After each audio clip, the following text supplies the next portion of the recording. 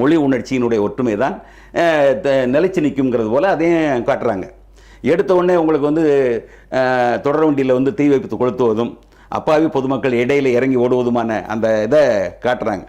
படம் வந்து பரபரப்பாக போகுது, விறுவிறுப்பாக போகுது, இசை, பாட்டு, கதை அமைப்பு எல்லாமே ஓரளவுக்கு அதை தொடர்ந்து போகிறதுக்கு வாய்ப்பாக இருக்கிறது. பொதுஜன ரசிகர்களுக்கு ஒரு அந்த படத்தை அவர்கள் பார்க்கக்கூடிய வகையில் இது காட்டியது என்பது அது அவர்களுடைய அந்த வணிகமயமான திரைப்பட உத்தியாக நாம் கொள்ள வேண்டும்.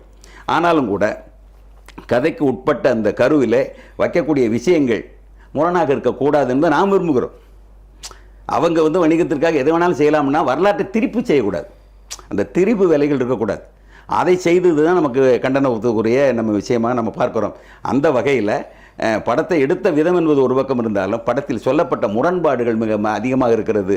இன்னும் சொல்லப்போனால் இது வந்து பாஜக ஆதரவு படமாக விமர்சிப்பதும் உண்டு. ஏன்னா உங்களுக்கு வந்து அந்த கொங்கராவுடைய அந்த கருத்து, அதே போல் வந்து பராசக்தி குழுவினர்கள் வந்து ஒரு அமைச்சர் முருகனுடைய வீட்டிலே நரேந்திர மோடி கூட இருந்து விருந்து ஏற்பாடு செய்து நடத்தியது என்பது போல் அந்த நிகழ்வுகள்லாம் ஒப்பிட்டு பார்ப்பதும், ஜனநாயகன் தடைக்கு திராவிட கட்சியை சேர்ந்தவர்கள் என்ன செய்யறாங்க கண்டனம் தெரிவிப்பதுமான இந்த இதெல்லாம் ஒப்பிட்டு பாருங்கள். இப்போ ஜனநாயகனுடைய கதாநாயகன் விஜய் ஒரு தணிக்கை ஆரம்பித்து அவர் வந்து அச்சுறுத்தலாக திமுகவுக்கு இருக்கிறார் என்பதை உணர்ந்திருக்கிறார்கள்.